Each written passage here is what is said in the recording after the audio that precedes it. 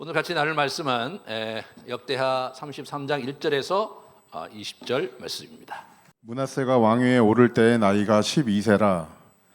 예루살렘에서 55년 동안 다스리며 여호와 보시기에 악을 행하여 여호와께서 이스라엘 자손 앞에서 쫓아내신 이방 사람들의 가정한 일을 본받아 그의 아버지 히스기야가 헐어버린 산당을 다시 세우며 바알들을 위하여 제단을 쌓으며 아세라 목상을 만들며 하늘의 모든 1월 성신을 경배하여 섬기며 여호와께서 전에 이르시기를 내가 내 이름을 예루살렘에 영원히 두리라 하신 여호와의 전에 제단들을 쌓고 또 여호와의 전 두 마당에 하늘의 1월 성신을 위하여 제단들을 쌓고 또 흰놈의 아들 골짜기에서 그의 아들들을 불 가운데로 지나가게 하며 또 점치며 사술과 요술을 행하며 신접한 자와 박수를 신임하여 여호와 보시기에 악을 많이 행하여 여호와를 진노하게 하였으며 또 자기가 만든 아로새긴 목상을 하나님의 전에 세웠더라. 옛적에 하나님이 이 성전에 대하여 다윗과 그의 아들 솔로몬에게 이르시기를 내가 이스라엘 모든 지파 중에서 택한 이 성전과 예루살렘에 내 이름을 영원히 둘지라.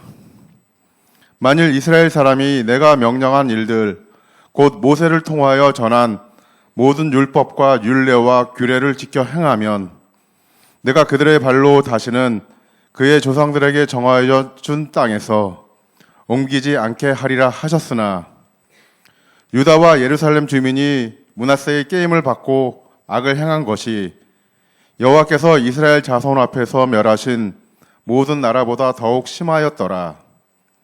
여호와께서 므낫세와 그의 백성에게 이르셨으나 그들이 듣지 아니하므로 여호와께서 아수르 왕의 군대 지휘관들이 와서 치게 하심에 그들이 므낫세를 사로잡고 쇠사슬로 결박하여 바벨론으로 끌고 간지라.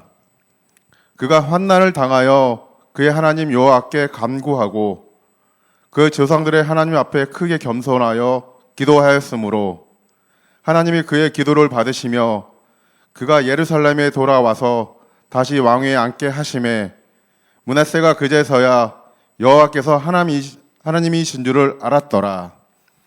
그 후에 다윗 성 밖 기온 서쪽 골짜기 안에 외성을 쌓되 어기까지 이르러 오벨을 둘러 매우 높이 쌓고 또 유다 모든 견고한 성읍에 군대 지휘관을 두며 이방 신들과 여호와의 전의 우상을 제거하며 여호와의 전을 건축한 사내와 예루살렘에 쌓은 모든 제단들을 다 성 밖에 던지고 여호와의 제단을 보수하고 화목제와 감사제를 그 제단 위에 드리고 유다를 명령하여 이스라엘 하나님 여호와를 섬기라 하매 백성이 그의 하나님 여호와께만 제사를 드렸으나 아직도 산당에서 제사를 드렸더라. 므낫세의 남은 사적과 그가 하나님께 한 기도와 선견자가 이스라엘 하나님 여호와의 이름으로 권한 말씀은 모두 이스라엘 왕들의 행장에 기록되었고 또 그의 기도와 그의 기도를 들으신 것과 그의 모든 죄와 허물과 겸손하기 전에 산당을 세운 곳과 아세라 목상과 우상을 세운 곳들이 다 호세의 사기에 기록되니라. 므낫세가 그의 열조와 함께 누움에 그의 궁에 장사되고 그의 아들 아몬이 대신하여 왕이 되니라. 아멘. 주님, 저희가 이 주일날 주 앞에 나와 므낫세 이야기를 같이 상고하면서 우리의 영혼을 비추어 보고 다시 주님 앞에 정갈하게 되기 원합니다. 하나님께서 이 말씀 속에 우리를 새롭게 해 주옵소서. 예수님 이름으로 기도합니다. 아멘.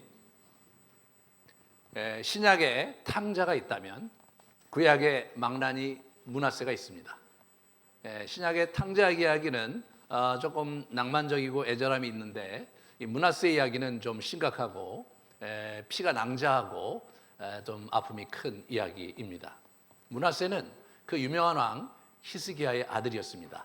이스라엘 유다 역사에서 가장 뛰어나고 가장 영적으로 인정받았던 왕 히스기야의 아들이 므낫세인데 이 므낫세가 정말 심각하게 이스라엘에게 죄를 범하게 하는 일을 저질렀습니다. 12살에 왕이 돼서 55세에 죽었어요. 그는 아버지가 마지막 그 돌아가시기 전 15년 전에 큰 중병을 앓았는데 하나님께 기도해서 15년 연장을 받았던 걸 기억하죠. 그러면 실제로 우리 므낫세는 아버지가 병을 낫고 나서 한 3년 정도 있다 태어난 친구입니다. 그렇기 때문에 사실은 특별한 분위기 속에서 므낫세가 성장했을 것을 우리가 미루어 짐작할 수가 있죠. 이 므낫세가 12살의 왕이 됐을 때 국제 정세가 상당히 험악하게 돌아가고 있었습니다. 우리 보시면 북왕국 이제 이렇게 살만에셀이 아수르와 침공을 해갖고 이제 이렇게 많은 사람이 포로로 잡아가고 그랬고요. 그래서 북왕국이 이제 결단이 났습니다. 그다음에 14년 그 히브리서 우리 히스기야 14년에 사네립이 그러니까 이제 살만에셀의 아들 사네립이 쳐들어와서 이제 유다를 침공했는데 사실은 저때 예루살렘을 점령하지 못했지만 유다가 초토화됐습니다. 그 아들 에살 핫돈이 또 강력한 군사력을 가지고 그 일대 전체를 이제 장악하는 그런 일들이 벌어졌고 그 아들 때에 이제 또 계속 이제 지도를 보면서 계속 하겠습니다. 우리가 이게 보듯이 제가 늘 이게 보여드렸는데 이 아시리아가 고대 근동의 첫 번째 제국이었는데 가장 포악한 제국으로 알려져 있습니다. 그래서 사네립이 쳐들어와서 우리 아까 봤듯이 이제 그때 에루살렘을 이제 초토화 시켰는데 에루살렘을 무너뜨리진 못했어요. 하지만 이 사람의 그 비서 지난번에 우리 정 목사님이 설명했던 저 팔각 원기둥에 이 사람의 업적이 기록이 돼 있거든요.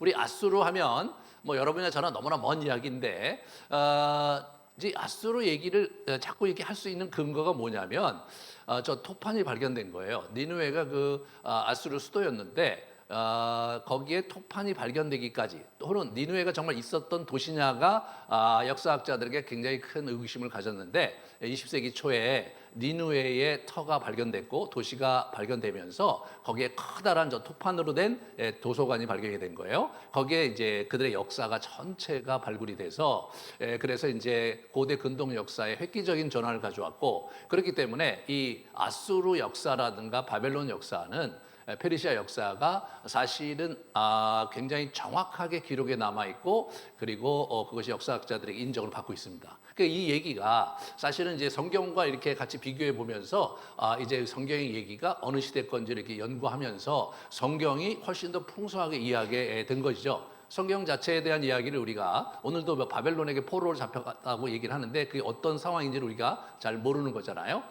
자, 이제 이 사네립의 연대기에 의하면 이게 아기스에서 엄청난 이제 아기스가 굉장히 큰 산성이었는데 아기스를 공략을 해요. 그래서 아기스를 무너뜨리고 나서 아기스를 무너뜨리면 곧바로 이어서 예루살렘이 이제 무너지는 거거든요. 이 사람들이 올라와서 예루살렘을 포위하면서 그때 한참 싸움이 있었죠. 지난 시간에 얘기를 했잖아요. 그래서 물을 다 이제 덮고 지하에 갱도를 마련해서 물을 공급받으면서 어려운 전쟁을 했습니다. 그렇지만 하나님의 도우심으로 사네립이 결국은 이제 도망갈 수밖에 없었죠. 우리가 알고 있는 성경 이야기는 그런데 실제로 저 팔각 기둥에 의하면 사실은 유대 산지를 완전히 초토화시켜서 56개 성읍을 자기가 초토화시켰고 무너뜨렸으며 수많은 포로를 잡아왔다는 기록이 저기 남아 있는 거예요. 그렇다면 므낫세가 정권을 이양받았을 때 므낫세가 겪어야 했던 그 어려움은 무엇이었는지가 금방 이해가 될 수 있는 거죠. 정치적으로 뿐만 아니라 경제적으로 완전히 퇴락했고 사회 시스템 자체가 완전히 붕괴된 거죠. 저희 나라 6.25 때와 크게 다를 바 없이 엄청나게 붕괴가 된 겁니다. 그런 상황 속에서 이분이 이제 집권을 하게 된 거예요. 우리는 므낫세가 이제 이방신을 가져다 섬기고 폐역한 짓을 많이 했다고 성경이 그렇게 이제 이렇게 지적을 하지만 므낫세가 왜 그렇게 했을까를 생각해 보면 사실 좀 다른 시각에서 므낫세를 엿볼 수가 있어요. 므낫세가 그 다음에 이제 한 행동은 뭐였냐면 이 종교 개혁을 거꾸로 돌리는 거였죠, 그죠? 자, 이제 에살 핫돈이라고 사네립의 아들이 에살 핫돈인데 그 사람이 어떻게 되냐면 이쪽 애굽을 쳐들어가요. 애굽을 쳐들어서 애굽을 복속시켜 버려요. 그렇게 함으로써 저 고대 근동의 최초의 엄청난 제국이 들어선 거예요. 저렇게 여러분 이렇게 파랗게 돼 있는 저 부분이 지난 시간에 우리 목사님께서 잘 얘기했던 이 부분 전체는 사실 이 고대 근동에서 쓸만한 땅은 다 가졌다는 거예요. 나머지 여러분 이런 그 고동색으로 되어 있는 이런 부분은요, 이게 사막이고 여기 이쪽 위는 이게 산지, 이쪽 이게 다 산지예요. 그리고 이쪽은 또 여기 어디 여기 사막이에요. 여기 사막. 그러니까 고대 근동에 쓸만한 땅은 다 아수르가 가져갔다 이렇게 생각하셔야 돼요. 그런 상황 속에서 유다가 저렇게 섬처럼 있는 거예요. 예? 완전히 식민지로서 종주국을 섬기면서 봉신국가로 있는 거예요. 그렇게 므낫세가 있는 거죠. 그럼 므낫세가 12살짜리가 저 상황 속에서 어떻게 대처를 할 수 있었겠습니까? 므낫세를 뒤에서 백업하고 있는, 므낫세를 옹립하면서 이끌어가고 있는 그 지도자들이 있었겠죠. 그죠? 유다의 지도자들, 그 사람들이 무슨 생각을 하고 있느냐가 므낫세의 정책에 반영된 거죠. 그러면 이방신을 많이 섬겨요. 그 다음에 히스기야가 헐었던 신전을 다 복구를 합니다. 그리고 우리 그 바알과 아세라 신을 다시 이제 이렇게 복구를 하고 자기가 만든 목상을 이제 세우고 그리고 혁신적으로 종교 개혁을 하게 돼요. 이 사람은 과거에 있는 신들을 다시 복귀시키고 우리 그 히스기야에서 무너졌던 신전들을 다시 복귀시키고 이렇게 하면서 과거에 있는 신들을 다시 이렇게 부활시키는 것을 넘어서서 이 사람은 아주 획기적이고도 창의적으로 새로운 형태의 종교 정책을 폈어요. 그래서 1월 성신교라고 하는 게 나와요. 여기 1월 성신교. 1월 성신교는 뭐냐면 저쪽에 그 니느웨 이쪽 바벨론에서 새롭게 부상하고 있었던 이 점성술에 근거한 우주의 신, 별들의 신, 달들의 신 이런 것들을 섬기는 그런 종교였어요. 그러니까 뭐 요즘 얘기하면 천문학에 관련된 그런 일들이 이제 발달하면서 거기에 관련된 종교가 생겼는데 그러한 종교를 이 사람이 새롭게 도입한 거예요.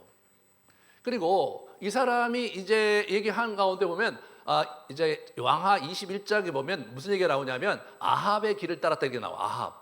아합이 북이스라엘을 장악하면서 그가 종교 정책을 썼는데 어떤 거였습니까? 우리 바알과 아세라, 특별히 아세라 신을 데려왔잖아요. 이 사람이 그거를 부흥시켜요.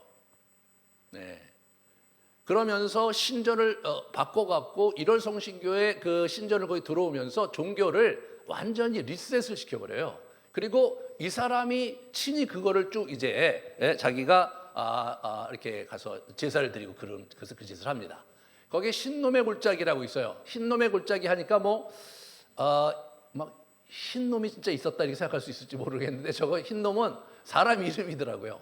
그래서 원학은 흰놈의 아들 벤 흰놈 이렇게 되는 거예요. 벤 흰놈, 흰놈의 아들 골짜기인데 저 흰놈의 아들 골짜기가 뭐냐면 저렇게 성전이 있고 예루살렘 성전이 이렇게 있잖아요. 저기 이제 북쪽 이렇게 보시면 기온샘이라고 돼 있는데 거기에 기드론 골짜기 하나 있었고 그 다음에 이쪽 남쪽 이렇게 보면 흰놈의 골짜기에 있단 말이에요. 이 흰놈의 골짜기에 엄청난 신전들을 들이다 짓는 거예요. 거기에다가 몰렉 종교라고 자기 자식을 불살라 바치는 재단을 저다 만들었어요. 자기가 직접 거기 가서 자기 아들을 불살라 바치는 거예요. 그러니까 예루살렘이 여호와 하나님을 섬기는 그러한 하나님이 영원히 내 이름을 거기에 두고자 한 곳이 바로 예루살렘이었는데 오늘 두 번이나 나와요. 그게 오늘 본문에 하나님이 영원히 내 이름을 두고자 했던 성읍이 예루살렘이고 거기 성전인데 거기에 하나님의 이름을 더럽히는 수많은 잡신들이 와 있었을 뿐만 아니라 신흥 종교가 거기 다 들어쓴 거예요. 그러니까 예루살렘 자체가 어떻게 되냐면 고대 근동의 대부분의 신들이 거기에 운집하는 신들의 땅이 돼버리고 만 거예요. 이 사람은 왜 그 짓을 했을까? 이런 생각을 해볼 수 있어요. 왜 우리 이 므낫세는 그렇게 할 수밖에 없었을까? 므낫세 12살짜리가 악한 영에 사로잡혀서 다른 신을 섬기는데 혈안이 됐던 것일까? 이런 질문을 해볼 수 있는데 지금 고대 근동의 신은 단순히 어떤 영적인 차원의 문제가 아니라 현실적인 차원의 문제고 저 때는 신화적 시대이기 때문에 이게 정치하는 사람들이 종교를 어떻게 활용하냐에 따라서 자기 정권을 공고히 하고 그러는 시대였던 거예요. 우리나라도 마찬가지잖아요. 불교가 들어왔고, 유교가 들어왔고, 그다음에 기독교가 들어왔고, 이제 그렇게 하면서 여러 가지 그 사회적인 부분에서 새로운 분위기를 창출해내고 또 리더십도 만들어내고 그러듯이 저 때는 그랬던 시대란 말이에요. 그러니까 이 사람이 강력한 어떤 새로운 유대의 이 지도자들이 저런 시대를 원했던 거예요. 그러면 우리가 잘 생각해 봅시다. 저분이 저런 시대를 시대가 원했던 것은 무엇을 의미할까? 왜 그런 일을 했을까라는 생각을 해보자고요. 그러면 이게 무슨 생각을 해볼 수 있냐면 그 히스기야 정권은요 철저히 여호와 중심의 정권이었죠. 여호와를 섬기고 놀라운 일들을 했어요. 그런데 사실 북쪽의 그 북이스라엘은 이제 살만 에셀이 와서 초토화시킬 때 이들은 살아남았어요. 이들은 잘 그 관계를 해서 주종 관계를 맺으면서 잘 살아남았는데 그 다음에 들어선 사네립은 좀 다른 차원으로 여기를 공격을 한 거예요. 물론 이 히스기야가 애굽과 이렇게 관계를 맺으면서 약간 좀 이렇게 견제하려고 이 아수르를 견제하려고 하기 때문에 그것을 진압하러 왔죠. 와갖고는 초토화시켜버린 거예요. 나라를 완전히 절단을 내서 헐벗게 만드는 거죠. 그동안 자기들이 건설해왔던 모든 사회 기관시설, 인프라 이런 것들은 완전히 망가진 거예요. 그런 상황 속에서 그날의 지도자들의 생각을 한번 잘 이렇게 엿볼 수 있는 건 뭐냐면 저들이 모든 주요 신전들을 다 갖다 진 거예요. 예루살렘 그리고 이 유다 땅에 이 가나안 땅에 역사하는 신들이란 신들은 다 모셔다가 열심히 섬기자. 이게 이제 그들이 생각한 대안이었던 거예요. 여호와 신 하나만 갖고는 안 된다. 다른 신도 우리에게 필요하다 이거예요. 그리고 이들이 이제 그 생각하면서 종교 정책에서 굉장히 주목해야 될 건 뭐냐면 아합의 그 스피릿을 가져오려고 하는 거예요. 실제로 아합이 굉장히 어려운 북이스라엘 상황 속에서 물론 성경에서 볼 때나 영적으로 볼 때 아합은 악한 놈이지만 그러나 일반 정치가라든가 일반 국민들의 입장에서 볼 때는 아합 시대를 그리워하지 않을 수 없는 거죠. 바알과 아세라를 섬기면서 아합 시대가 중흥의 시대를 가져왔고 북아람과의 대치 국면 속에서 아람과 적당히 긴장을 유지하면서 나름대로 부국강병으로 잘 살던 그런 시대가 있었거든요. 그러니까 이 사람들이 볼 때는 자원지간 좋은 건 다 갖다 오자. 우선 아합의 정책을 들여오고 그리고 다른 신들도 가져오고 그리고 뭐 필요하다면 애를 불살라 바친다고 해도 그걸 가져올 뿐만 아니라 지금 이 시대를 지배하고 있는 아수르 제국에서 새롭게 부흥하는 그러한 일월성신 종교도 가져오자 이거예요. 그거를 열심히 이 사람들이 그거를 신전을 만들고 열심히 제사를 드렸고 그 제사를 집전하고 리더한 사람이 누구예요? 므낫세예요. 므낫세. 그럼 뭐 이 사람이 그렇게 뭐 특별히 종교적인 특심을 해서 그런 거냐? 그런 건 아니고요. 우리 가령 바로를 보면요. 바로가 해야 될 역할은 딱 두 가지였다고 그래요. 이집트 학자들이 얘기할 때. 첫 번째 뭐냐면 전쟁에 나가서 승리해야 돼. 전쟁을 통해서 나라를 지킬 줄 알아야 돼요. 두 번째 평시엔 뭘 하냐면 애굽에 있는 240여 개의 신이 있었거든요. 자연신이에요. 그 신들을 잘 위모하고 그들의 신전들을 잘 복구해서 제대로 제의가 드려지게 함으로 말미암아서 그 신들의 가호로 이 이집트가 평화롭고 번영하게 만드는 게 우리 바로가 하는 일이었어요. 그럼 바로는 전쟁 때는 전쟁에 나갔지만 평시에는 뭐 하냐면 그 240개의 신전을 관리하고 거기 필요한 그 제사가 드려질 수 있도록 모든 물자들을 동원하고 인력을 동원하고 필요하다면 신전을 크게 짓고 이런 것이 바로가 해야 될 굉장히 중요한 역할이었던 거예요. 그러면 므낫세가 왜 그렇게 했는가를 단순히 영적인 측면에서만 보지 말고 이 사람은 정치인이잖아요. 이 사람은 정치인이잖아요. 우리나라에서 정치가 지금 엉망이잖아요.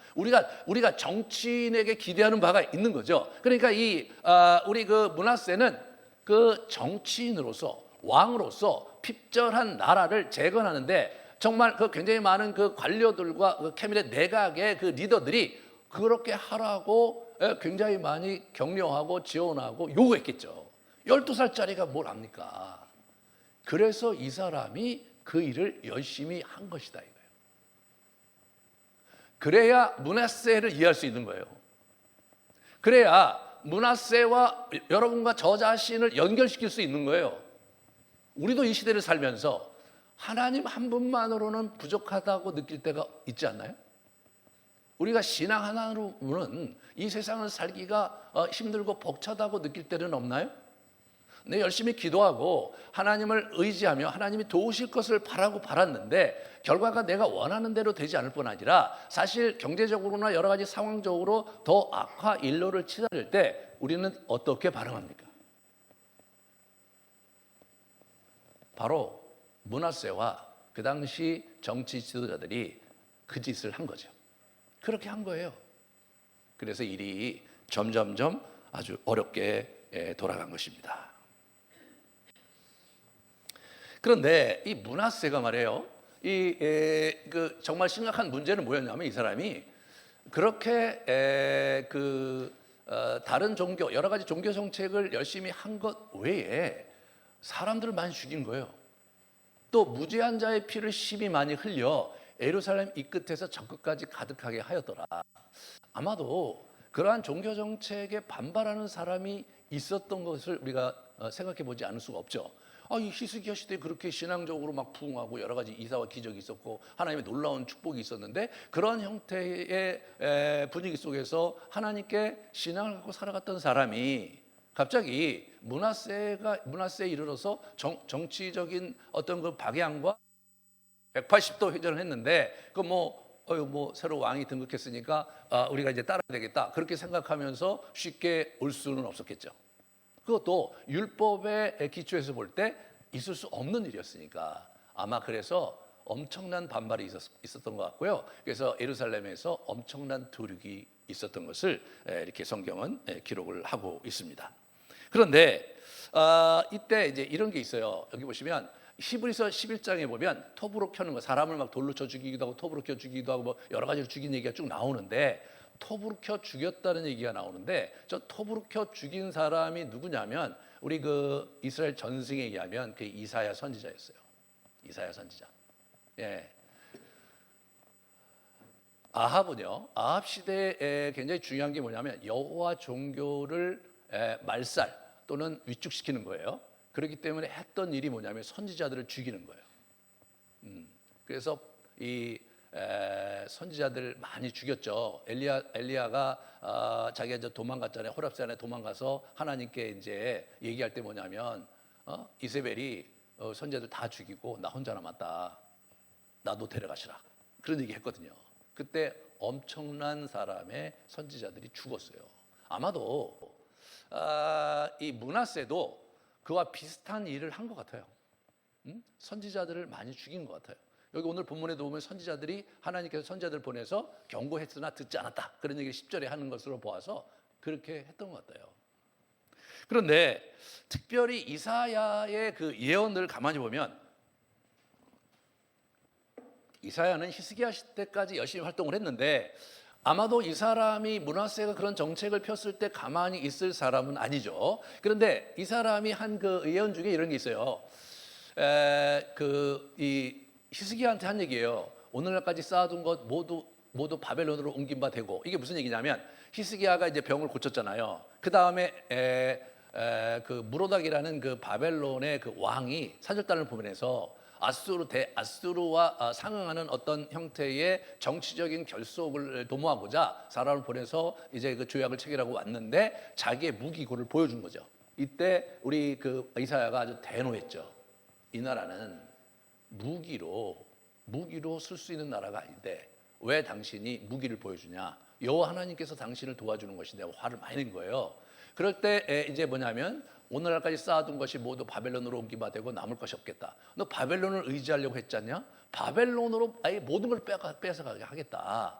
그리고 너희 자녀가 아수르에 빼앗길 것을 두려워해서 우리 바벨론에 의지하려고 했지? 그러면 내게서 태어난 자손 중에서 몇이 사로잡힌 바 돼갖고 바벨론 왕궁의 환관이 되게 하겠다. 이런 악담을 했어요. 물론 이 악담 자체가 이사야가 억하심정이 있어서 그런 게 아니고 하나님께서 화가 나시니까 우리 이사야 입을 통해 저렇게 말씀하신 거죠.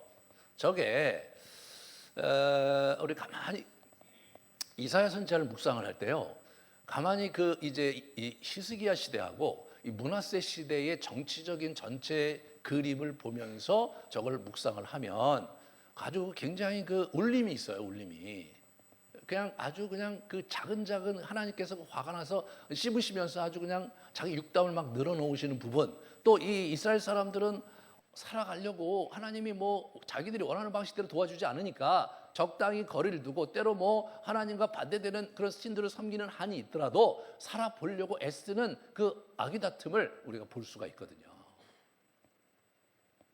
그러면 참 저때 저 상황이 어떤지를 우리가 엿볼 수가 있고, 그런 상황에서 므낫세가 처음에는 그럴 생각이 없었겠지만 이 종교 정책을 하면서 계속해서 대척점에서 누군가 반대 세력이 있고 이사야라든가 이런 선지자들이 계속해서 와서 자기한테 뭐라 그러고, 또 기존에 있는 자기와 함께하는 그 무리들이 이 사람들을 없애자고 그러고 막 이런 과정에서 하나둘 죽이다 보면 사실 또 많이 죽이게 되는 게 일반적으로 정치하는 사람들이 갖고 있는 문제잖아요.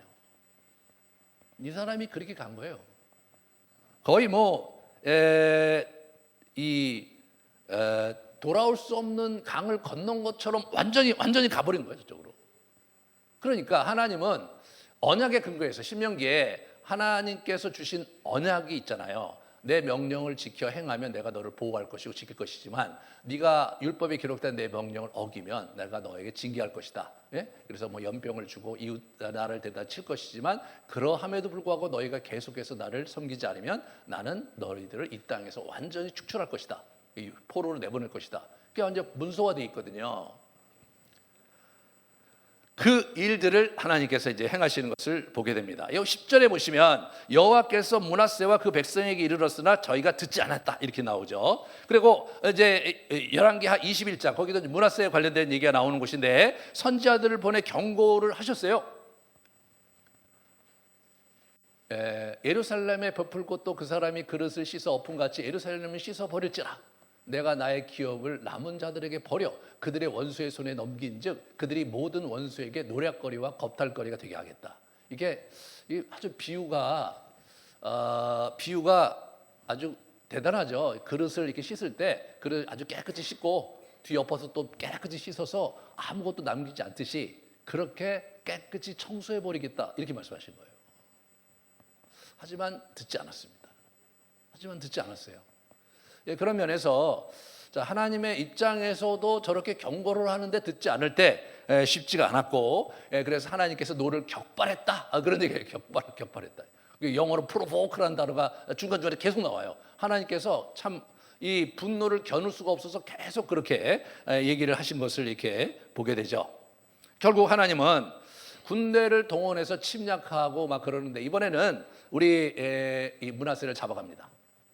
잡아가는데 이게 이제 므낫세를 이제 포로로 잡아갔다 이렇게 나오는데 실제로 원어는 이 우리말 성경이 잘 번역을 했거든요. 므낫세를 포로로 잡아 코를 이렇게 걸어서 데려갔다 이게 코로. 그래서 이제 이게 보시면 이렇게 된 거예요. 이렇게 저게 실제로 아시리아 사람들이 포로로 잡을 때 데려갈 때 옷을 다 벗기고 그 다음에 여기다가 이렇게 코드레를 달아갖고 끌고 간 거예요. 저거를 므낫세가 당한 거예요. 참 결코 쉽지 않았을 것 같죠. 결코 쉽지 않았어요, 저게. 그래서 이게 어떻게 된 거냐면 이 에살핫돈 아까 나왔죠. 에살핫돈이 이제 이집트까지 다 먹었어요. 커다란 제국을 완전히 다 집어삼킨 거예요. 우리로 얘기하면 광개토왕이에요. 에살핫돈이 아수르의 광개토왕이에요. 근데 그 사람이 그렇게 다 하고 난 다음에 이 사람이 죽을 때 땅이 너무 넓으니까 아들들 둘에게 이렇게 나눠줘요.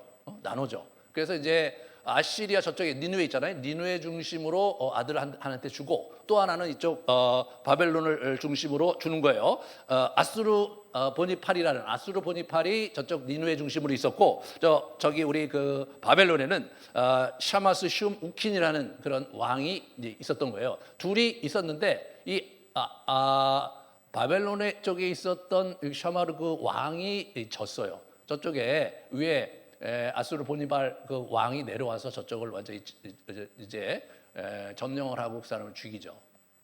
그래갖고 이제 일이 크게 벌어진 거예요. 여기 보시면 아시리아가 저 위에 있잖아요. 아시리아라는 나라하고 바벨론이라는 나라를 한 부족 국가로 좀 있다가 어떤 때는 아시리아가 커서 제국을 다 잡아먹고 그 다음에 바벨론이 커서 또 제국을 다 이런 식으로 된 거예요. 그러니까 이게 거점 자체가 아시리아 거점이 있고 바벨론 거점이 있는데 이 두 거점을 하나씩 나눠준 거예요. 그러니까 제국이 저렇게 큰데 아시리아에 있는 그쪽 중심으로 있는 자기 아들이 하나 있었고 바벨로니아 중심으로 있는 아들이 둘이 있었단 말이죠. 둘이 부딪힌 거예요. 그래갖고 아시리아에 있는 아수르 보니팔이라는 그 친구가 이쪽을 다 장악을 한 거죠. 그런데 누구냐 하면 이 우리 그 므낫세가 공교롭게도 줄을 잘못 썼던 거예요. 줄을 잘못 써서 이제 자기도 이제 당하는 거죠. 그래갖고 실제로 역사 기록에 의하면 아수르 보니발이 바벨론에 가갖고 성에 이제 있으면서 그쪽과 이렇게 동조하고 지지했던 왕들을 다 불러다가 거기서 족치는 거예요.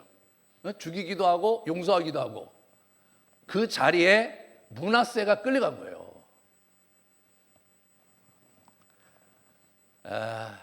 므낫세 입장에서 보면 어떻게든지 해갖고 잘해보려고 애를 많이 썼어요. 네? 그리고 우리 아수르에게도 잘 보려고 무지 많이 애를 썼고 아마 이 사람이 바벨론에게 손을 들어 그쪽에 있는 그 와에게 손을 들어준 것은 과거 자기 아버지가 바벨론 지정과 결탁을 했기 때문에 아마 그 흐름 속에서 그렇게 하려고 한 것이 아닐까 저는 그렇게 생각이 돼요. 그래서 이제 그렇게 했는데 결국은 개털이 된 거예요. 결국은 바벨론에게 손들어 줬다가 자기가 코를 딱 꿰갖고 저기 한 두세 달 걸린대요. 걸어서 거기를 끌려가서 이 아수르의 왕 앞에서 자기가 이제 7일을 당하고 고초를 겪은 거예요, 이 사람이.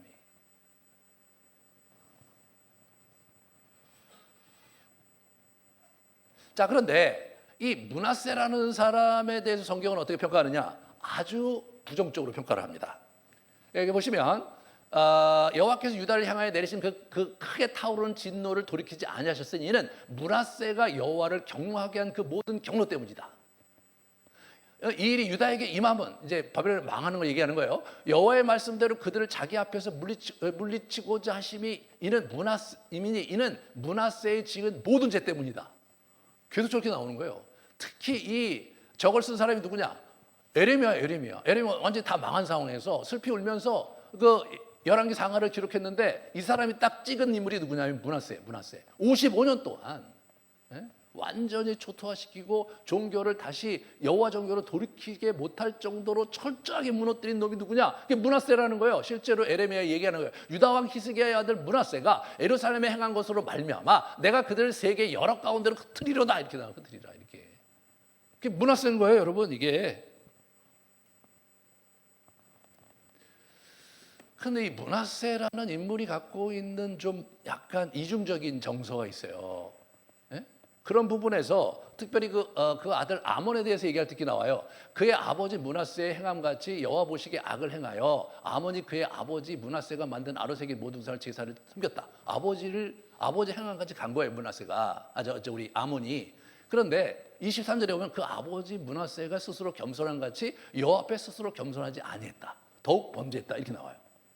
그렇다면 아버지는 악에 있어서도 대단한 인물이었고 아버지는 때로 하나님께서 겸손과 회개하는 데 있어서도 대단한 존재였던 거예요. 아몬은 첫 번째 아버지의 그러한 범죄에 있어서 그쪽은 확실하게 따랐는데 그 다음에 이렇게 회개하고 겸손하게 하나님께 나오는 일을 못 따랐다 이렇게 평가를 하고 있는 거죠. 그러니까 이 므낫세라는 사람의 색깔이 두 색깔인 거예요.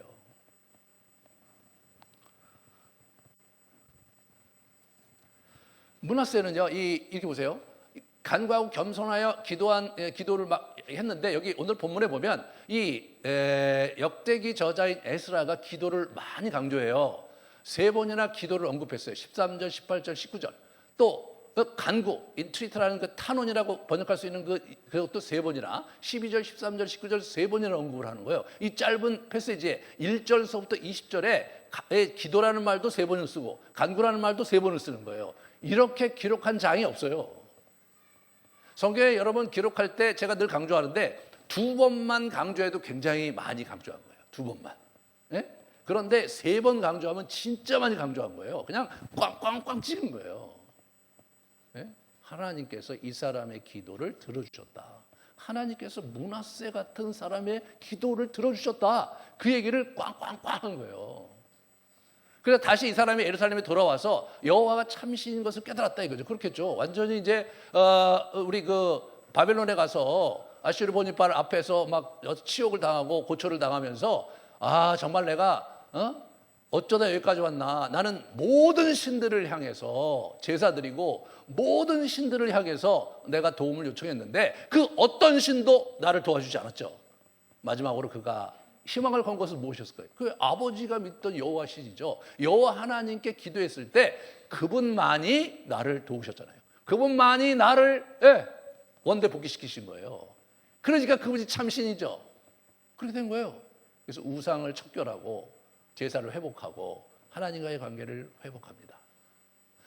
역대하 7장 14절에 보면 이 에스라가 강조하고 있는 게 뭐냐면 기도에 대해 강조하거든요. 내 이름으로 일컫는 내 백성이 그들의 악한 길에서 떠나 스스로 낮추고 기도하여 내 얼굴을 찾으면 내가 하늘에서 듣고 그들의 죄를 사하고 그들의 땅을 고칠지라. 이게 이제 핵심 주제거든요. 그래서 왕들을 보면 이제 우리 열왕기 상하는 우리가 왜 이렇게 망했느냐, 왜 우리가 바벨론에 이렇게 망해서 이 꼴을 당했느냐, 이게 이 에레미야가 그 원인을 찾느냐고 쭉 부정적인 얘기를 많이 기록했어요. 그런데 에스라는 포로기 후에 돌아와서 이스라엘 재건하는 과정에서 그러함에도 불구하고 우리가 살 길은 무엇이냐, 그것은 우리의 악한 길에서 돌아서서 그분께 회개하고 간구하면 그는 뭐예요? 우리의 죄를 사하시고 우리 땅을 고쳐주신다. 그 예들을 각 왕들에 있는 그 예들을 다 찾아서 그걸 쭉 이 사람이 그걸 기록을 했어요. 그 대표적인 인물이 므낫세인 거예요.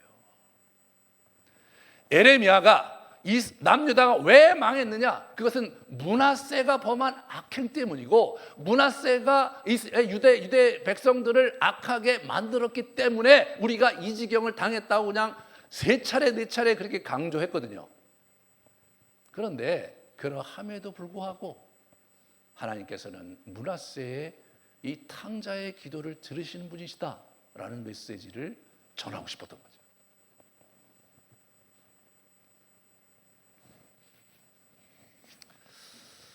그래서 제가 처음에 얘기하기를 이 사람이야말로 탕자 중에 탕자죠.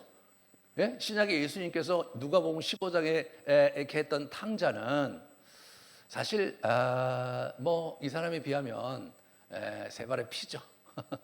오히려 귀엽기마저 해요. 그죠? 15장에 나오는 탕자는 귀여워요.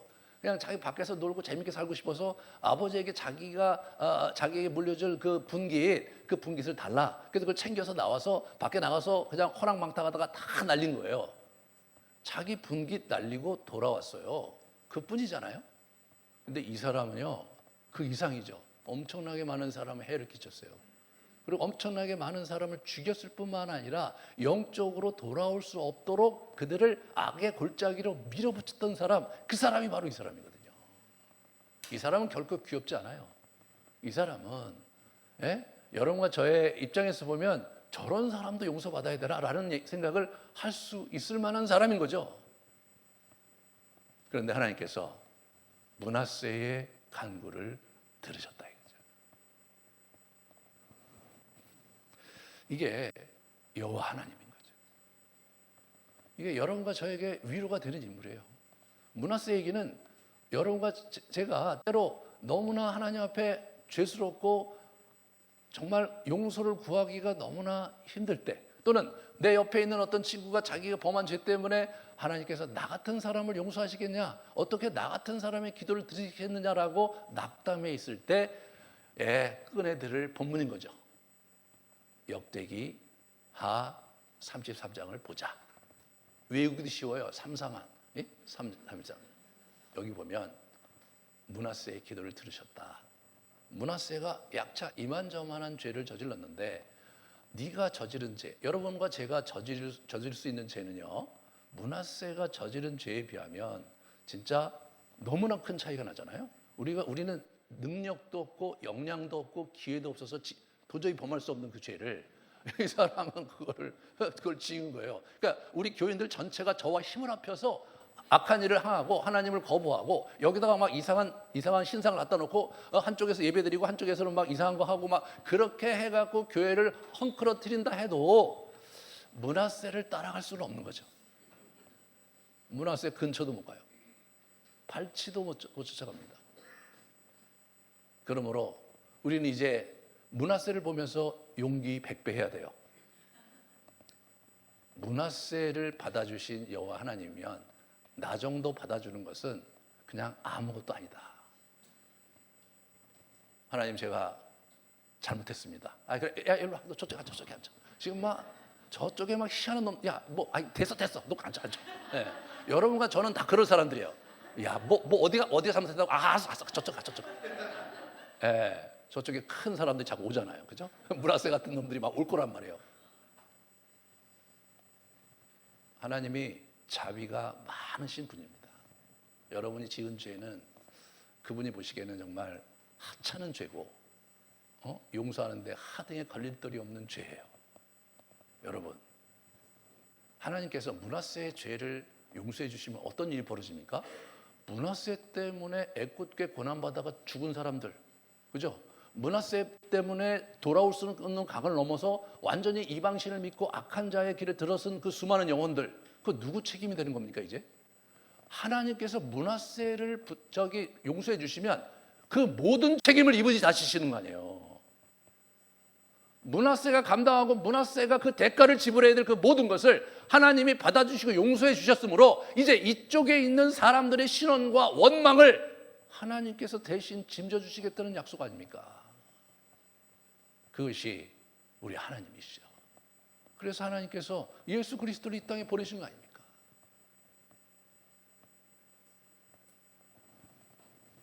혹시 여러분 가운데 참 마음에 죄책감이 있고 무거운 짐이 있고 하나님께 기도를 해도 용서받지 못한 것 같고 주님 앞에 늘 죄스러운 그런 일들 때문에 힘들어하시는 부분이 있고 그런 경험이 있는 분이 있다면 오늘 이 시간부로 주님, 므낫세도 있는데요, 이렇게 얘기하면서 용서 필요했으니까 이걸로 끝냅시다, 이렇게 얘기하면서 털털 웃으면서 일어나시기를 주님의 이름으로 격려합니다.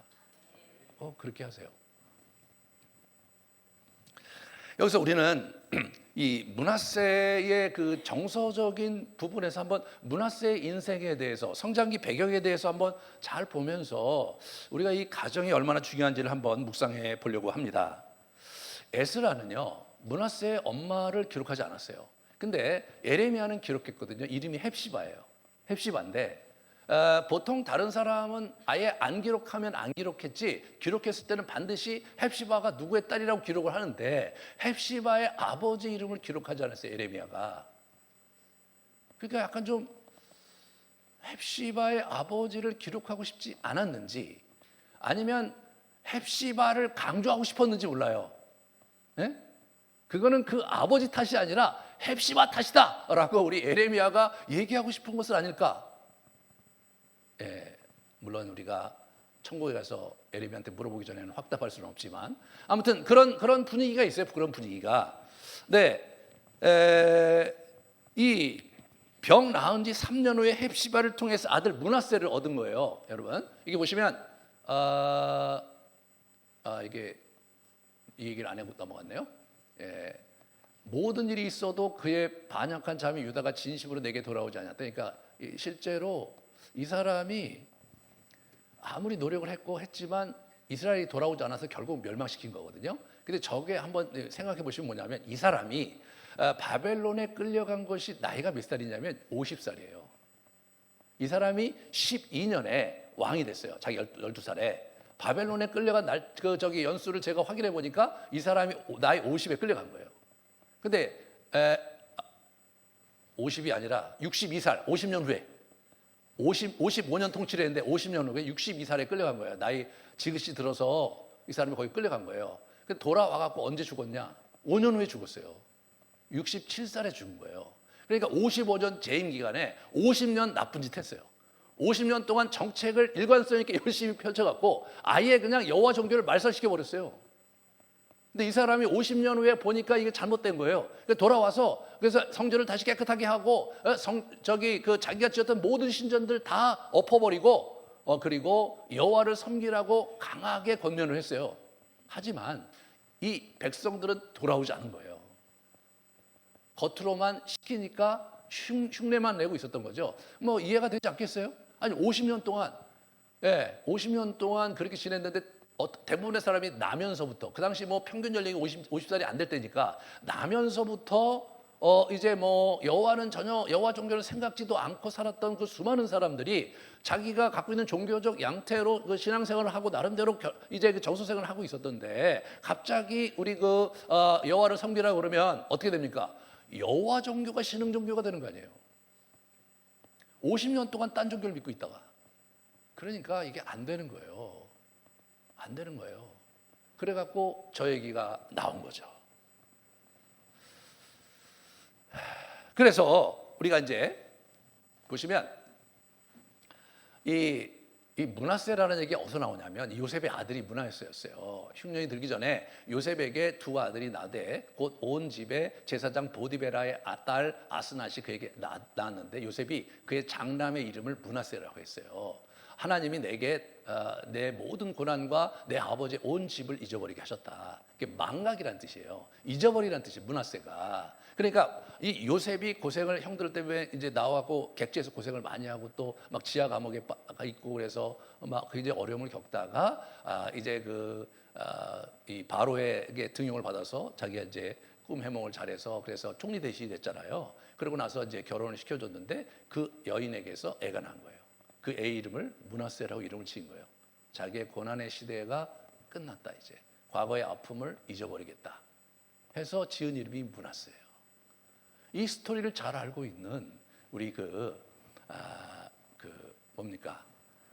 우리 므낫세가 그 흉내를 낸 거예요 지금. 다 죽을 뻔했는데 살아나서 3년이 돼서 헵시바를 이제 얻은 거예요. 헵시바의 뜻은 뭐냐? 나의 기쁨은 그녀에게요. 그녀는 나의 기쁨이다. 그랬더니 헵시바가 그러니까 제가 생각하기에 이 사람이 결혼을 새로 하지 않았나 싶어요. 자기 새로 낳고 그 이전에 여자 얘기 안 나와요. 그 이후에 자기가 그 이전에 히스기야가 결혼을 하지 않았겠어요? 그리고 그 결혼해서 아들을 낳고 그랬을 때 그런 얘기 하나도 안 나와요.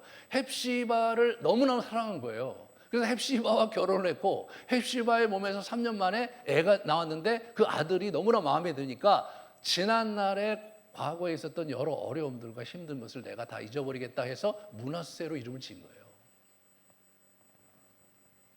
그래서 므낫세인 거예요. 그러므로 제가 볼 때 사랑을 굉장히 많이 받았을 것 같아요. 히스기야가 히스기야가 많이 사랑했을 것 같아요. 므낫세가. 그리고 그 여자가 좀 수상해요. 여자가. 확실하진 않지만 뭔가 수상해. 그러고 나서 히스기야가 죽고 나서 그러면 12살 애한테 가장 많이 영향을 줄 사람이 누구예요? 엄마가 아니겠습니까? 엄마가. 그러니까 그렇게 되면서 엄마의 정치 세력, 뒤에 있는 정치 세력들이 아마 므낫세를 앞세우고 여러 가지 일들을 하면서 여기까지 온 것이 아닐까 이렇게 생각해 볼 수 있잖아요. 그런데 실제로 우리가 알고 있는 히스기야가 말년에 이상한 모습을 보여요. 또 내게서 태어날 자손 중에서 몇이 사로잡혀 바벨론 왕국의 환란이 되리라고 부정적인 메시지를 전했는데 히스기야가 이사야에게 이르되 당신이 이른 바 여호와의 말씀이 좋소이다 하고 또 이르되 내 생전에는 평안과 경고함이 있으리로다 이런 얘기를 한 거예요. 그러니까 괜찮습니다. 그러면 내가 살았을 때는 아무 일 없는 거죠? 이렇게 얘기한 거야 이게. 아니 이 사람이 정신이 있으면 회개하고 금식하고 여호와에게 무슨 소리십니까? 그 다윗에게 언약하셨던 대대로 영원의 축복하시고 당신의 나라 유업을 주시겠다는 그 약속은 어떻게 되고 도대체 이게 무슨 소리십니까? 내가 회개하오니 뜻을 돌이키시옵소서 이렇게 나와야 되잖아 이 사람이. 그거 안 한 거예요. 아유 됐다고 이제 나도 이제 얼마 안 남았는데 내 생에 뭐 아무 일 없다고 그러니까 나는 된 거지 뭐 이렇게 생각한 거예요. 그러니까 이 사람이 말년에 그러니까 분별력이 없어진 것 같고요. 말년에 미래를 향해서 포석을 하면서 자기의 인생을 마친 사람이 아닌 거예요. 그러니까 엄청나게 흐트러졌고, 그러니까 므낫세의 미래에 대해서 므낫세를 교육하고 므낫세가 신앙 가운데 살게 하려고 애를 쓴 이런 흔적을 우리가 갖지 못한 것은 아마도 아버지 이 히스기야의 큰 패착이 아닌가 이렇게 미루어 짐작해 볼 수 있습니다. 우리는 지금 역대기 상하를 보고 있는데 특별히 우리 그 에스라가 쓴 역대기 상하에 집중하는 이유는 이 에스라가 특별히 자기의 그 이스라엘과 유다 이야기 속에서 우리가 왜 이 지경이 됐고 우리가 도대체 무엇을 놓쳤느냐라는 질문을 던지면서 기도 이야기를 했지만 지금 신학적으로는 그렇지만 제가 또 가만히 보면 이 사람이 가정의 영성에 대해서 관심이 참 많았어요. 그 사람이 쓴 에스라서에 보면 이 에스라가 일어나 그들이 너희가 범죄하여 이방 여자를 아내로 삼아 이스라엘의 죄를 더하게 하였으니 이제 너희 조상들이 하나님 앞에 죄를 자백하고 그 뜻을 행하여 이 지방 그 지방 사람들과 이방 여인을 끊어버려라 이게 나오거든요. 그게 막 사인을 받아요. 비가 오는데도 가지 말라고 사인을 받아요. 이 사람이 그렇게 엄격하게 저 정책을 쓰려고 했던 이유가 무엇이냐? 그것은 이 사람이 이스라엘 역사 전체를 자기가 그 왕실의 그 기록들을 다 검토하고 결론을 낸 결과 이게 이 영적인 그 하나님 나라 유업과 영적인 유산이 가정에서 전수가 돼야 되는데 가정에서 전수가 안 되면 계속해서 문제가 되는 거라는 거를 이 사람이 파악을 하고 지금 쓰고 있는 거예요. 그래서 저거 지금 뭐 결혼을 이방 여자와 한 거 이거 우리 또 다시 이거 반복할 수 없으니까 지금 이혼하자 이제 그렇게 이 사람이 이제 이렇게 대시를 했고 굉장히 많은 사람이 이혼에 사인을 했지만 이제 느헤미야 가면 실패를 해갖고 여전히 죄를 짓고 있었어요. 이 부분에서 이제 우리가 생각해봐야 될 게 뭐냐면 그럼 지금도 그러면 우리 그렇게 해야 되냐 이렇게 우리가 질문해 볼 수 있잖아요. 근데 저 때와 지금하고 좀 다른 거예요. 저 때는요 결혼의 결정을 100% 부모가 갖고 있었어요. 아예 어렸을 때부터 되게 딸과 우리 아들하고 어떻게 결혼시킵시다 이렇게 해갖고 둘이 합의를 하면 그냥 약혼을 하는 거죠. 약혼을 하게 되면 어떻게 돼요? 13살 되면 결혼식 올리는 거예요. 그 전에 약혼자고 우리 요셉과 우리 마리아가 그런 거거든요. 그 어렸을 때 부모들이 약혼을 해놨고 이제 나이가 들어서 결혼할 나이 이제 결혼식 올릴 쯤 나이에 그 아이를 갖게 돼서 문제가 되는 거거든요. 그러니까 저 때는요 아이의 결혼이 전적 100% 부모 탓인 거예요. 예? 부모가 영적인 기준을 갖고 아이를 결혼시키지 않은 거예요. 그것이 심각한 문제가 발생하는 거예요. 지금은 우리 아이들이 자기가 의사결정을 하잖아요. 거기에 우리가 조언을 할 수는 있을지언정 개입하기는 어려워요. 그러니까 지금은 좀 약간 다른 거예요. 그런데 한 가지 더 우리가 생각해 봐야 될 것은 뭐냐면 우리나라는 그래도 유교, 불교, 기독교가 한 20% 다 안 되지만 그 정도 하고 나머지 40%는 이제 무종교나 또 다른 건데 이렇게 머저리티 종교 세 개가 이렇게 같이 있으면서 서로 갈등과 전쟁을 하지 않고 공존하는 얘는 극히 드문 거라는 거예요. 예? 이런 나라가 없는 거예요. 지금 여러분 지금 중동에서 전쟁이 벌어지고 있는데요. 중동에서 벌어지는 전쟁의 그 밑바닥에 종교적 갈등이 내재하고 있거든요. 같은 이슬람 것도 시아파하고 이거 서로 싸우는 거 아니에요. 서로 싸우는 거예요. 그러니까 사우디아라비아하고 이란이 그게 안 되는 거예요. 그죠? 계속해서 그게 문제가 되는 거예요. 거기다 유대교하고 또 싸우잖아요. 그죠? 예. 그리고 이 레바논은 그 조그만 나라인데 거기 막 기독교 있죠, 카톨릭 있죠, 유대교 있죠. 거기다 누굽니까? 이슬람교 있죠. 걔들이 서로 싸우는 거예요. 싸울 때 그냥 우리처럼 막 서로 논쟁하고 당신이 뭐 어쩌고저쩌고 이렇게 싸우는 게 아니라 죽여요. 그냥 죽인다고요. 그런 시대적 상황 속에서는 정말 결혼이 생명과 같은 거죠. 결혼이 안전을 보호하고 내 자손의 미래에 치명적인 결정적인 영향을 주는 거예요. 그러니까 이걸 엄격하게 그렇게 하려고 했던 거예요, 하나님께서. 이게 무슨 뭐 배타적이고 이런 차원이 아니라 이 그 유대교를 가지고 여호와 신앙을 갖고 사는 데 있어서 결혼이 그때는 아주 굉장히 중요한 일이었던 거죠. 그걸 하나님께서 강력하게 원하신 거예요. 그래야 네 자손이 복을 받고 잘 살 수 있는 거다. 절대로 다른 종교와 결혼시키지 마라. 그때 그렇게 한 거예요. 여러분과 저는 여기서 뭐 저희 자녀가 그렇게 신앙이 아닌 사람은 결혼했다. 그래 결혼했는데 서로 어렵고 힘들다. 그럼 어렵고 힘들게 사는 거죠. 그죠? 그렇지만 그 시대는 뭐냐면 어렵고 힘들게 사는 게 아니라 죽는 거예요. 죽는 거예요. 지금도 사실은 저기 이스라엘권에서는 그런 일들이 있는 거거든요. 자기 자녀가 기독교인을 결혼하면 그 아예 그냥 축출을 하거나 죽여버리거나 그런 일들이 있는 거거든요. 그러니까 이게 지금 이게 생존의 문제와 관련돼 있어요. 그 당시 결혼이 생존의 문제와 관련이 있는 거예요. 치열하게 이게 흘러간 거예요. 우리 그 신약으로 넘어오면 우리 그 사도 바울이 그 이제 중간에 예수를 믿게 되면 자기 남편이 또는 자기 아내가 같이 신앙생활하면서 지내는 거에서 기뻐하면 그냥 같이 지내라. 그런데 원치 않으면 이혼해도 좋다. 이런 얘기를 하는 거예요. 이게 다르죠? 이게 다른 거예요. 우리 여러분과 제가 좀 주목해야 될 것은 에스라예요. 에스라가 간파한 게 뭐냐면 이게 가정에서 영적인 질서가 그리고 영적인 그러한 신앙이 전수되지 않으면 그게 심각한 문제가 생기는데 자녀가 불행해지는 거예요. 자녀의 미래가 보장이 안 되는 거예요. 그러므로 우리는 철저히 가정을 지켜야 된다. 이 사람이 그런 생각을 갖고 있는 거예요.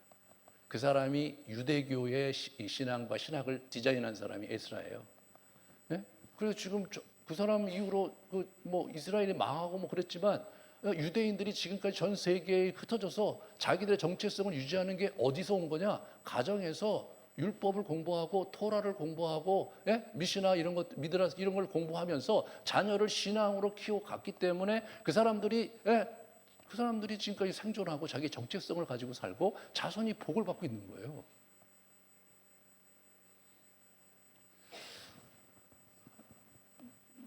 저는 이 역대기를 공부하면서 이 시대에 저희가 이 부분을 잘 붙잡아야 된다고 생각합니다. 공동체를 붙잡고 그 다음에 가정의 영성을 우리가 잘 붙잡아야 되는 겁니다.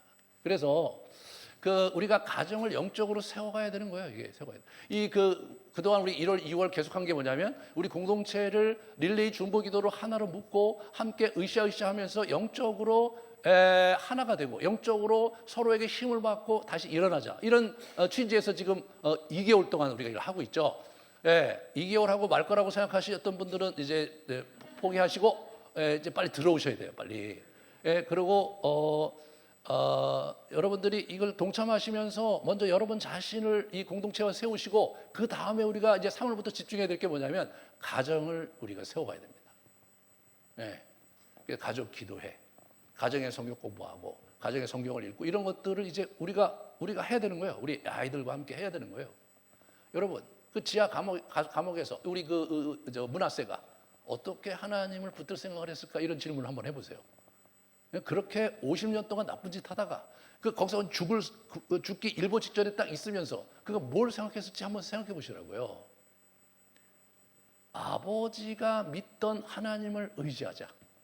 이제 남은 건 아버지의 신앙밖에는 없지 않느냐 라는 생각에서 이 사람이 마음을 돌이킨 거 아닙니까? 우리 자녀들의 어떤 영성 생활에 있어 결정적인 영향을 주기는 어려울 수도 있어요. 왜냐하면 세상이 워낙 험난하고 그리고 뭐 우리 자녀들이 겪고 있는 여러 가지 그 경험을 우리가 다 통제할 수는 없기 때문에 하지만 우리가 그 자녀들이 궁극적으로 하나님 안에서 살아갈 수 있는 기회를 자꾸 우리가 열어주고 준비시켜주고 그리고 기회를 주고 그들의 생각과 마음에 심어주려고 최대한의 노력을 하는 거 그게 우리가 해야 될 일인 거예요.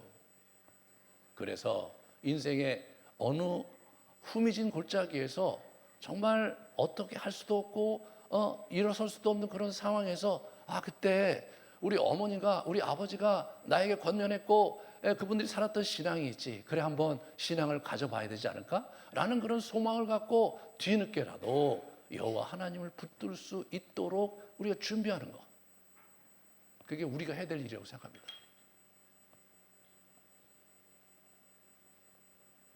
이번에 제가 미국에 가서 우리 그 미국에 있는 목사님들하고 그 저기 한인 목사님들이에요. 그리고 이제 강사는 이제 외국 사람이었고 같이 이제 하면서 지금 이제 그 교포 교회가 갖고 있는 그 굉장히 어려운 문제가 있는 거예요.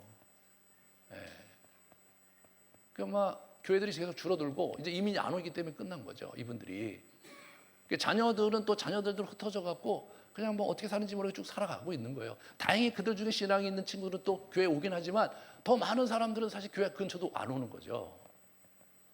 그러면서 그들을 이제 목회하고 있는 목사님들이 갖고 있는 안타까움, 우리는 어떻게 될 것인가? 우리는 이런 상황 속에서 어떻게 목회해야 되는가? 굉장히 많은 얘기들 함께 나오다 왔어요. 그러면 목사님, 한국은 어떻습니까? 한국 얘기를 쭉 들려줘요.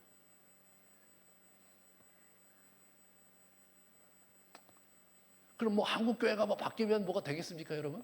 아니 한국 교회 바뀌어봐야 얼마나 바뀌겠어요? 얼마나 바뀌겠냐고요.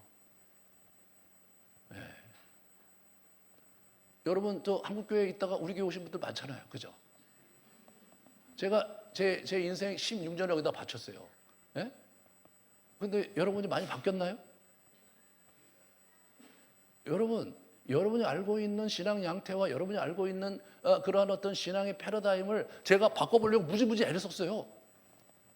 바뀌고 있는 분들이 있어요. 여전히 주시하고 있는 분들이 있어요. 아마 제가 은퇴하면 좀 생각하실까 이런 생각을 하는 분들이 있을지 모르겠어요. 교회가 바뀌는 거 어려워요. 이 한국 교회가 지금 무너지고 있는 이 모든 것들 속에서 이걸 다시 전환하는 거 굉장히 어렵습니다. 이거 하나님의 주권적인 역사와 성령의 강한 역사가 아니면 어려워요. 하지만 여러분과 제가 우리 가정을 바꿀 수는 있습니다. 거기에 우리 소망이 있는 거예요. 우리가 해야 될 일이 거기에 있는 거예요. 우리 아름드리 교회가 우리가 함께 같이 기도, 릴레이 기도, 중보 기도하면서 가서 서로 우리가 으쌰으쌰하면서 가면서 우리가 우리 가정을 영적으로 세워가고 그 가정에 있는 우리 아이들, 우리 부모님들, 우리 형제 자매들을 하나님 앞에 세워가는 일, 이거 여러분과 제가 할 수 있어요. 우리가 몇 년만 수고한다면 굉장히 큰 변화를 목도할 수 있을 것입니다. 그것이 에스라가 역대기 상하를 쓰면서 내린 결론인 거예요.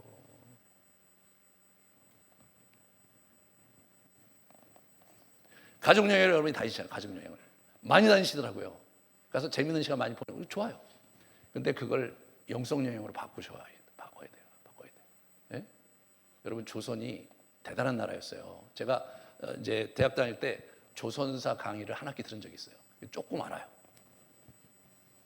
제가 이제 그 조선의 리더십에 대해서 얘기가 나왔어요. 어떻게 조선이 임진왜란 때 그렇게 의병을 많이 생산할 수 있었으며 일제 30년 동안에 어떻게 그럴 수 있었느냐 이런 얘기를 하다가 조선이 갖고 있었던 리더십 세우는 스킬이 대단했다. 그 교수님이 얘기하신 건데 저 굉장히 감동을 많이 받았어요. 첫 번째 독서였다. 굉장히 많이 양반들이 독서를 많이 시켰죠.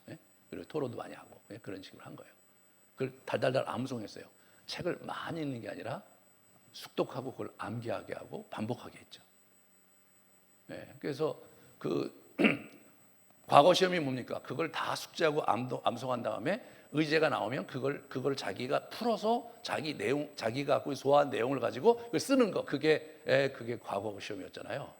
요즘 같이 사지선다 이렇게 해갖고 참 안타깝죠.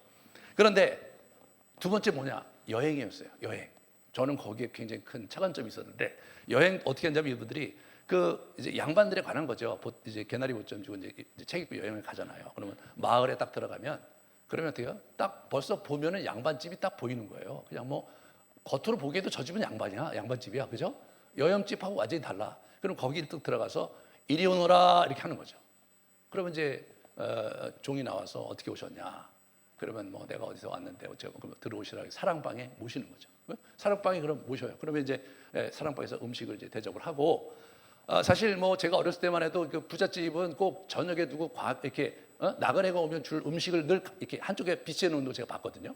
그런 거예요. 그럼 이제 들어오면 어떻게 됩니까? 주인이 와갖고 같이 인사하면서 통성명하고 자기가 이제 족보가 어떻게 되지 쭉 우리는 뭐 누구 몇 대 손에 누구고 쭉 나오잖아요. 서로 이렇게 하면서 우리 아저씨시군요. 그러면 이제 그때 서로 이제 우리 친구로 야자할 수 있는지 아니면 이렇게 존대를 해야 되는지 아니면 하대를 해야 되는지 거기서 딱 나오면 그 다음부터 얘기가 진행이 되죠. 밤 늦도록 자기들이 읽은 책 이야기를 하는 거예요. 그렇게 리더십을 키운 거예요. 그게 조선의 스피릿이에요. 유대인들이 그렇게 한 거예요. 미드라시 읽고 모세오경 읽고 토라 읽으면서 그걸 계속 서로 논쟁하고 토론하면서 그렇게 하면서 아이들을 키운 거예요. 여러분과 제가 아이들과 함께 성경에 대한 얘기를 하고 책에 대한 얘기를 이렇게 같이 나누면서 그러면서 아이들을 키워야 되는 거예요. 예전에 이제 우리 학교에다 맡기고 우리 저 학원에다 맡겼는데 결론은 뭐냐?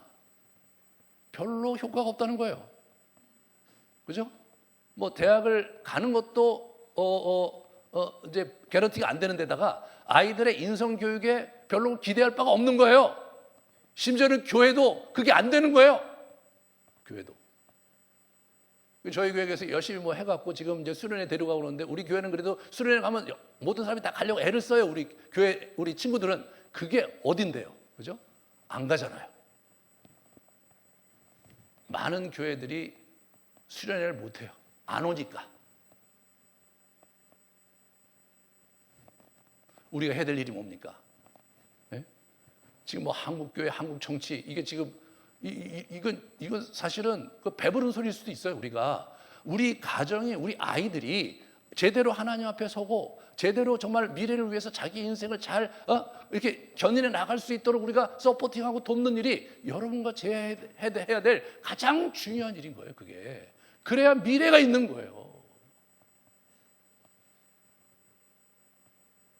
우리 자신이 정신 바짝 차리고 우리 가정을 지키고 우리 아이들을 제대로 키워야 될 시대가 이 시대입니다.